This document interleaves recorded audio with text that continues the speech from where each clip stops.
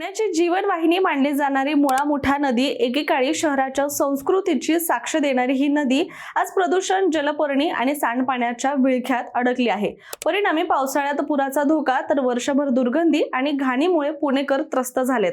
पण आता या नदीचं चित्र बदलण्यासाठी राज्य सरकारने मोठा निर्णय घेतलाय।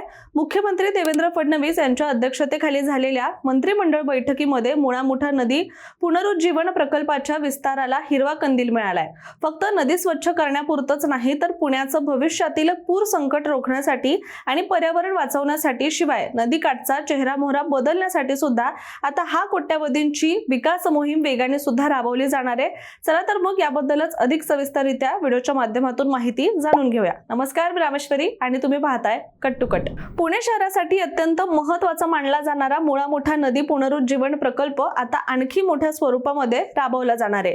राज्याचे मुख्यमंत्री देवेंद्र फडणवीस यांच्या अध्यक्षतेखाली 14 मे रोजी पार पडलेल्या राज्य मंत्रिमंडळ बैठकीमध्ये या प्रकल्पाच्या विस्ताराला मंजुरी देण्यात आली आहे। यासोबतच पुणे महापालिकेला नदीकाठ सुधार योजनेसाठी 3 महत्त्वाच्या शासकीय जागा या विनामूल्य देण्याचा सुद्धा निर्णय यावेळी घेण्यात आलाय। त्यामुळे या प्रकल्पातील अनेक अडथळे दूर होणार असून रखडलेली कामं आता वेगाने पूर्ण होण्याचा मार्ग देखील मोकळा झालाय।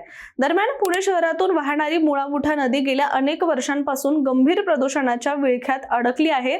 जसं की शहरातील सांडपाणी, औद्योगिक कचरा, नदीपात्रात फेकला जाणारा घन कचरा आणि अनियंत्रित नागरीकरणामुळे नदीची अवस्था दिवसेंदिवस बिकट होत चालली आहे। अनेक ठिकाणी नदीपात्रामध्ये मोठ्या प्रमाणात जलपर्णी पसरलेली दिसते। शिवाय नदीतील ऑक्सिजनचं प्रमाण कमी घटल्यामुळे जलजीवन धोक्यात आलंय। त्याचबरोबर नदी किनारी राहणाऱ्या नागरिकांच्या आरोग्यावर सुद्धा याचा विपरीत परिणाम होत असल्याची नोंद प्रशासनानं केली आहे। विशेषतः गेल्या काही वर्षात यामुळे पावसाळ्यामध्ये मुळा मुठा नदीला पूर येण्याचं प्रमाण सुद्धा अधिक वाढलं। नदीपात्रात गाळ साचणे, अतिक्रमण वाढणे, त्याचबरोबर पाण्याच्या प्रवाहात अडथळे निर्माण होणे यामुळे पूर परिस्थिती ही अधिकच गंभीर सुद्धा बनली। याचं उदाहरण म्हणजे 2019 आणि 2023 मध्ये पुण्यातील काही भागांना पूर परिस्थितीचा सुद्धा मोठा फटका बसला होता। इतकंच नाही तर दुसऱ्या बाजूला गेल्या काही वर्षांमध्ये मुंडवा, खराडी आणि मांजरी बुद्रुक हा परिसर झपाट्याने विकसित झालाय। मोठमोठ्या गृहनिर्माण प्रकल्पांमुळे आणि वाढत्या लोकसंख्येमुळे या भागातील नदीवर ताण सुद्धा येऊ लागला। अनेक ठिकाणी थेट सांडपाणी नदीत सोडलं जात असल्याने प्रदूषण गंभीर बनलं। याचबरोबर जलपर्णीचं प्रमाणही वाढलं। त्यामुळे मुंडवा ते मांजरी बुद्रुक या पट्ट्यात सुद्धा नदी पुनरुज्जीवन प्रकल्प राबवण्याची मागणी सुद्धा होत होती। दरम्यान भाजपचे नगरसेवक दादा कोदरे यांनी या संदर्भात स्थायी समितीत प्रस्ताव मांडला होता आणि अखेर मंत्रिमंडळ बैठकीमध्ये या विस्ताराला मंजुरी देण्यात आली आहे। आणि म्हणूनच नदीचं पुनरुज्जीवन हे केवळ सौंदर्यीकरणाची योजना नसून भविष्यातील पर्यावरणीय आणि नागरी संकट टाळण्यासाठीची महत्त्वाची मोहीम सुद्धा मानली जाते। आता आपण या कामाबद्दल अधिक स्पष्टपणे समजून घेऊया। सध्या मुळा नदी पुनरुज्जीवनाचं काम जे आहे ते 2 टप्प्यामध्ये सुरू आहे। पहिल्या टप्प्यामध्ये संगमवाडी ते बंड गार्डन या सुमारे 3.70 किलोमीटर अंतरावर काम सुरू आहे। दुसऱ्या टप्प्यामध्ये बंड गार्डन ते मुंडवा पूल या 5.30 किलोमीटर पट्ट्यामध्ये नदीकाठ सुधारणा केली जाते। यासोबतच या दोन्ही टप्प्यांमध्ये नदीपात्र स्वच्छ करणे, नदीकाठ मजबूत करणे आणि सांडपाणी व्यवस्थापन सुधारणे, नदी किनारी पादचारी मार्ग तयार करणे, हरित पट्टे निर्माण करणे आणि पूर नियंत्रणासाठी आवश्यक उपाययोजना करणे अशी अनेक कामं सुद्धा इथे केली जात आहेत। या प्रकल्पातील सर्वात महत्त्वाचा भाग म्हणजे सांडपाणी प्रक्रिया व्यवस्था मजबूत करणे। पुणे शहरातून दररोज मोठ्या प्रमाणावर सांडपाणी हे तयार होतं आणि त्यातील मोठा हिस्सा प्रक्रिया न होता नदीमध्ये मिसळत असल्याने नदीचं प्रदूषण हे अधिक वाढतंय। ही समस्या कमी करण्यासाठी जायका या जपानी संस्थेच्या सहकार्याने 11 सांडपाणी शुद्धीकरण केंद्र उभारण्याचं काम सुरू आहे। यापैकी 10 प्रकल्पांची कामं सुरू असून त्याद्वारे दररोज सुमारे 396 दशलक्ष लिटर सांडपाण्यावर प्रक्रिया करता येणार आहे। या शुद्धीकरण केंद्रामुळे नदीत सोडलं जाणारं दूषित पाणी मोठ्या प्रमाणात कमी होईल। तसंच प्रक्रिया केलेलं पाणी जे आहे ते पुन्हा वापरण्याचा सुद्धा विचार सुरू आहे, ज्यामुळे भविष्यात हे पाणी औद्योगिक वापर, त्याचबरोबर बागा आणि बांधकाम प्रकल्पांसाठी सुद्धा वापरता येईल असं प्रशासनाचं म्हणणं आहे। दरम्यान या संपूर्ण योजनेसाठी आवश्यक असलेल्या जागांबाबत अनेक अडचणी निर्माण झाल्या होत्या। विशेषतः औंध भागातील सर्वे नंबर 25 मधील बॉटनिकल गार्डन परिसरातील सुमारे 30 गुंठे जागा गेली 3 वर्ष महापालिकेला मिळत नव्हती।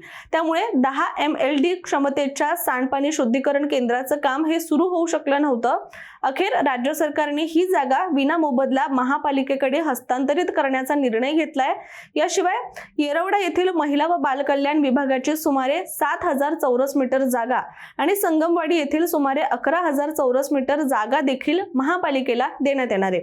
आणि या निर्णयामुळे पुणे महापालिकेचं सुमारे 115 कोटी रुपये वाचणार आहेत। यापूर्वी या जागांसाठी सरकारकडून आर्थिक मोबदल्याची मागणी करण्यात आली होती, मात्र महापालिकेने या जागा विनामूल्य मिळवण्यात अशी भूमिका घेतली होती। अखेर मंत्रिमंडळ बैठकीत त्याला आता मंजुरी देण्यात आली आहे। दरम्यान पुणे महापालिकेच्या अतिरिक्त आयुक्त पवनीत कौर यांनी सांगितलंय की जमीन हस्तांतरामुळे रखडलेली प्रकल्प कामं आता वेगाने सुरू होतील। विशेषतः औंध परिसरातील एसटीपी प्रकल्प आता प्रत्यक्षात उभारता येणार आहे।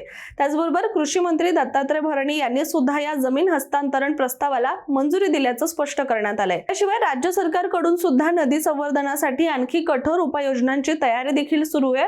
औद्योगिक प्रदूषण करणाऱ्या घटकांवर कारवाई, अवैध सांडपाणी तोडणे, त्याचबरोबर नदी काठावरील गावांमधून नदीत कचरा टाकण्यावर नियंत्रण ठेवणे, जलगुणवत्तेची नियमित तपासणी करणे आणि आधुनिक तंत्रज्ञानाद्वारे नदी स्वच्छता मोहीम राबवणे अशा उपाययोजना करण्यात येणार आहेत। पण तुम्हाला माहितीये का, जितकी आपण नागरिक म्हणून या सगळ्या समस्यांसाठी आवाज उठवतो, तितकीच नागरिक म्हणून आपली सुद्धा जबाबदारी आहे की आपण आपला परिसर स्वच्छ ठेवणे। त्यामुळे आता तज्ञांच्या मते सुद्धा हा प्रकल्प योग्य प्रकारे पूर्ण झाल्यास पुणे शहराला दीर्घकालीन फायदा होऊ शकतोय।